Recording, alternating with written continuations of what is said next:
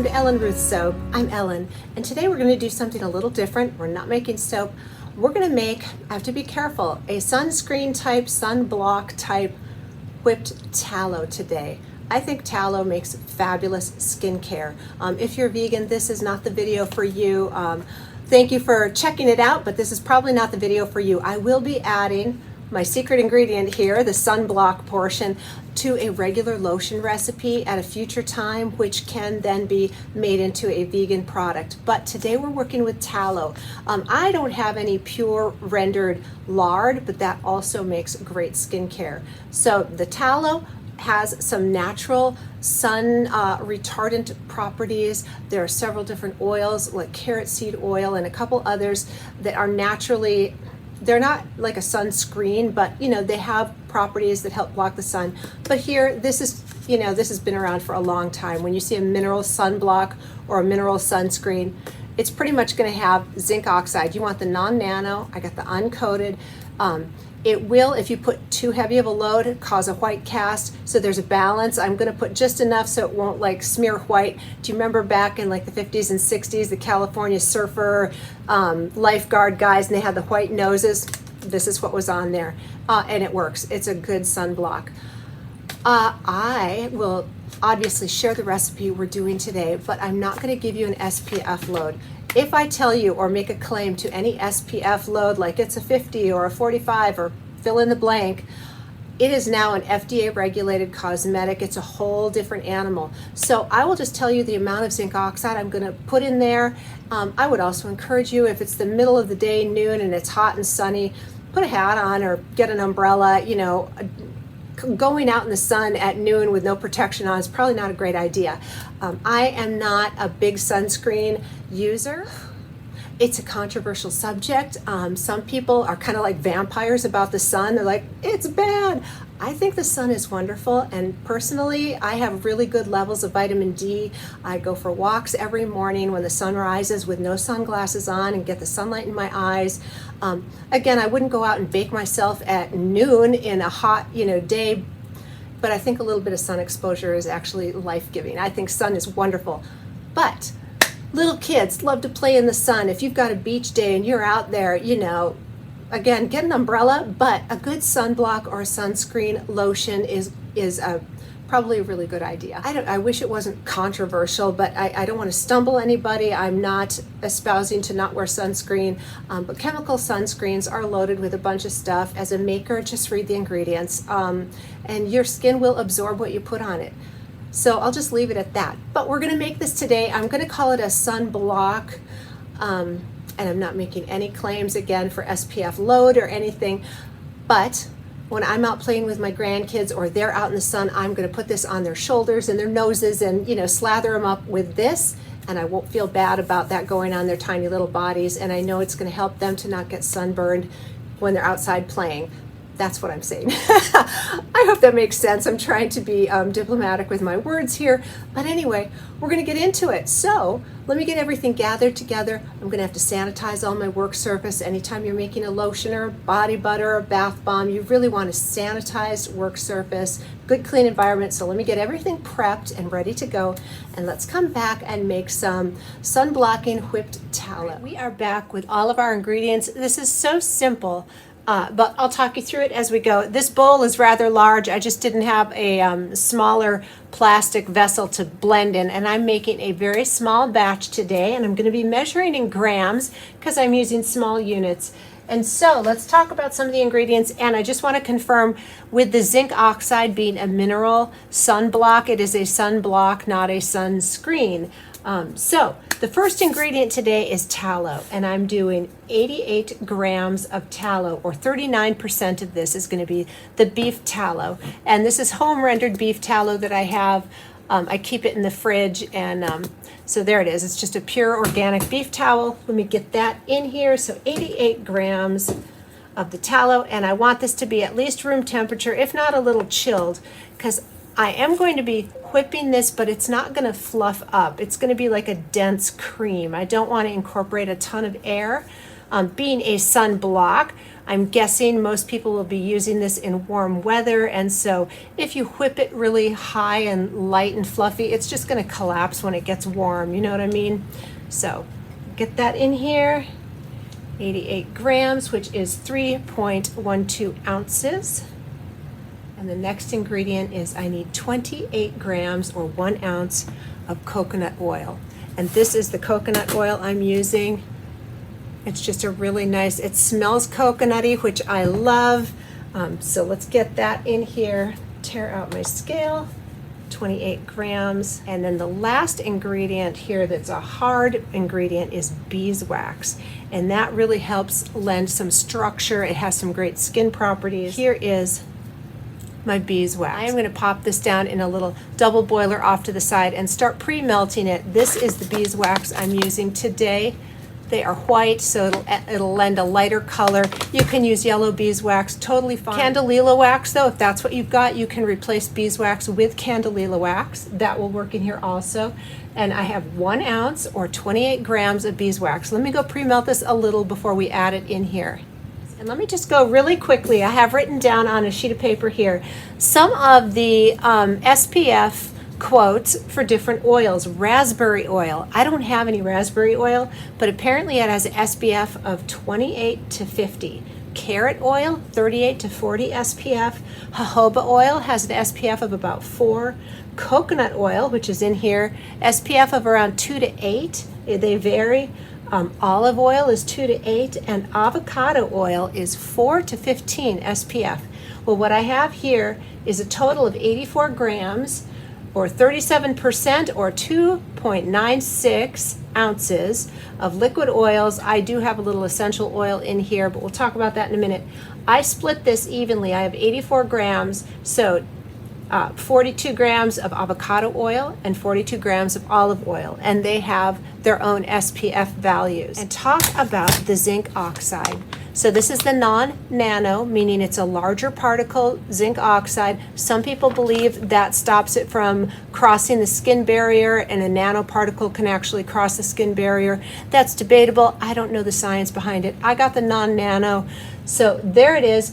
This is 45 grams or 1.6 ounces. I am adding 20% zinc oxide of the total volume. So I'm taking my tallow, coconut oil, beeswax, and liquid oils and getting that total, and then 20% of that is my zinc oxide. So that is not part of the total. I hope that makes sense. You can add zinc oxide from 5% will impact, the SPF. 15%. I'm going full on at 20%. That's about the highest I would go. After that, you're going to start getting a real white cast on your skin. If that doesn't bother you, go ahead, but play around with it. This is what I'm doing, 20%. So 45 grams of zinc oxide is off to the side. I'll add that after I get my oils and beeswax.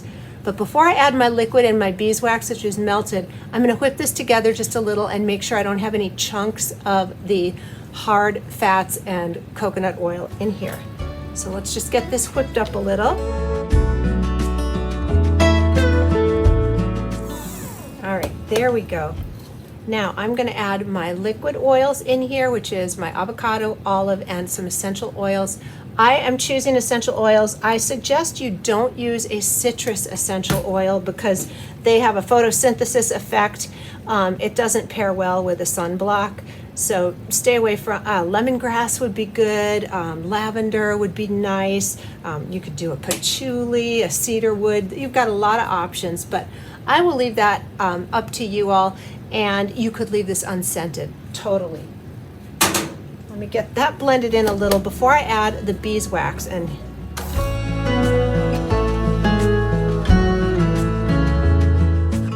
but after it's all melty, we'll go ahead and add our zinc oxide in here, but I am going to refrigerate it and let it firm up a bit before we whip it up to a nice cream consistency. So let me grab my beeswax. Here is my little 28 grams of beeswax, and again, this is very warm coming out of the double boiler, and so it's going to melt this even further.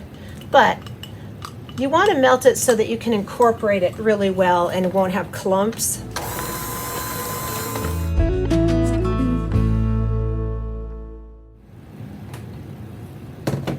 All right, there. I feel like it's really good and incorporated. I'm gonna go ahead and just plop this in. It's not super fancy. I'm not doing, you know, anything crazy here. If you are working with a stand mixer, I would suggest putting it a little at a time so it won't puff up. But this way with the hand mixer, I can kind of stir it by hand so it won't poof up in the air. The other thing with zinc oxide, you do not want to breathe this. The non-nano and the nanoparticles, it's not good for your lungs, so wear a mask or stand back or don't let it puff up in your blender. Just be, you know, good common sense caution. All right, I popped this in the fridge, or actually the freezer, for a few extra minutes. It's pretty thick, but let's go ahead and whip it up and then get it in my piping bag, and I'll talk about the jars I'm going to be using today.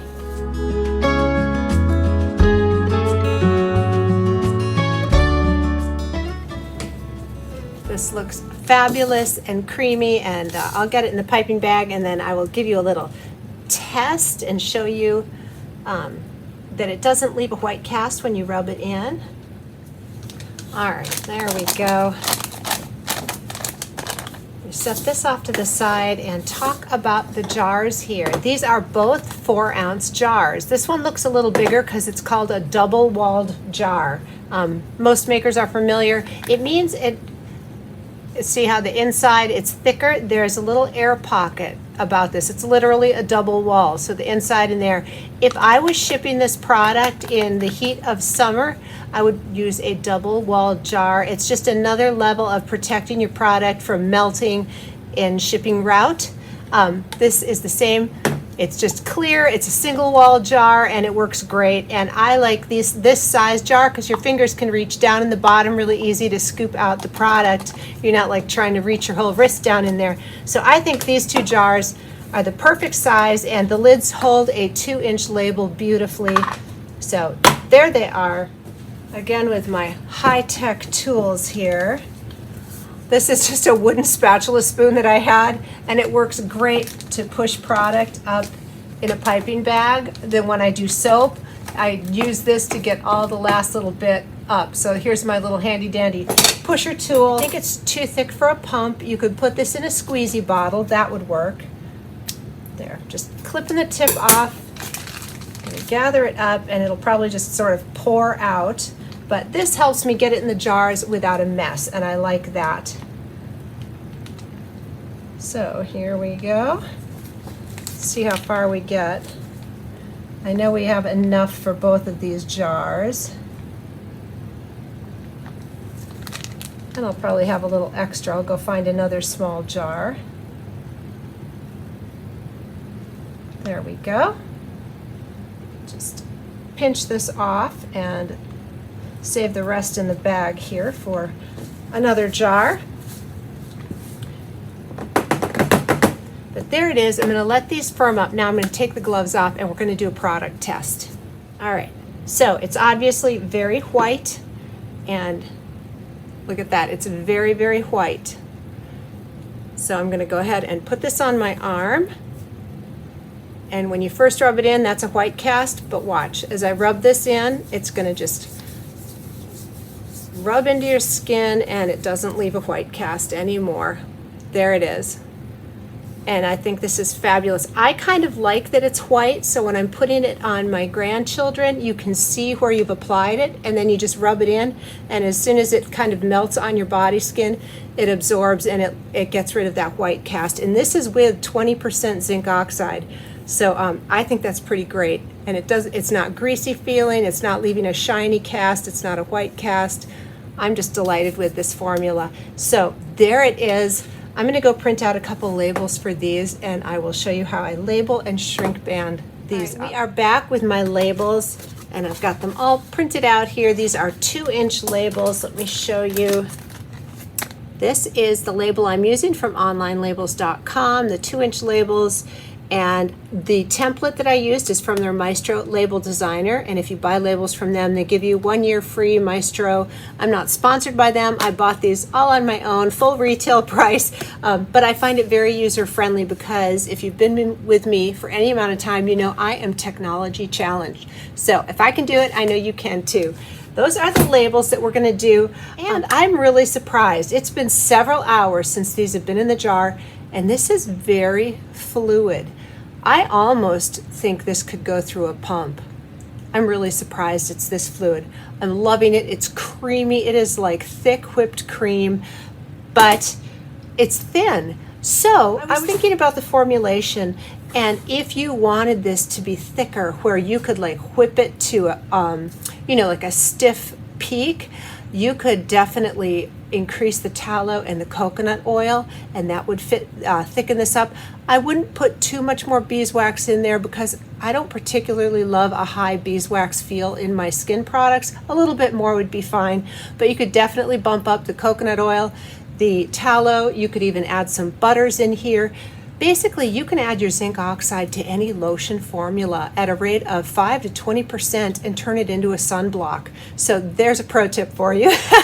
But I'm going to get the lid on here. This is my little extra, and I'll do one more product demo. So I'm going to leave that off to the side with no lid on it. But right now, let's go ahead and get these lidded up and labeled, and then let's talk about my my shrink bands here.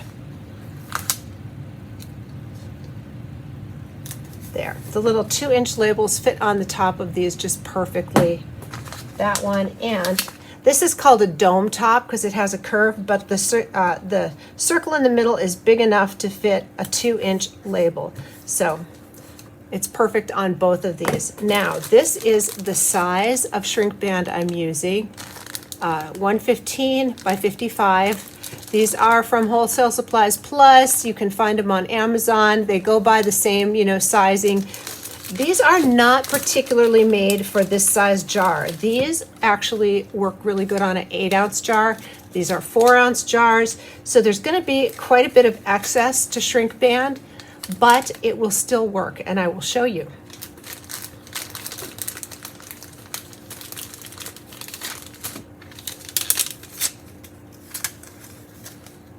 All right, so I've got my shrink bands fitted on here. I like to keep them up just a little bit so that I'm sure the lid, you want the shrink band to be over the threaded part of your lid. That's the point of putting it on there.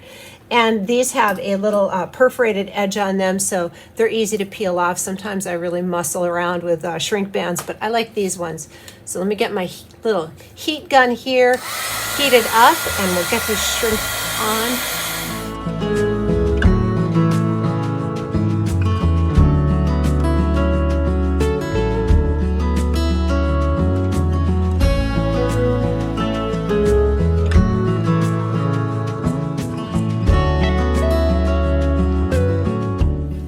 There we go. These are completely sealed up, and I'm so happy with how this came out. And this is a little, I think it's a half pint or one of those teeny little mason jars, a jelly jar, and you can buy these lids, pretty decorative lids. The 2-inch label would fit on here also.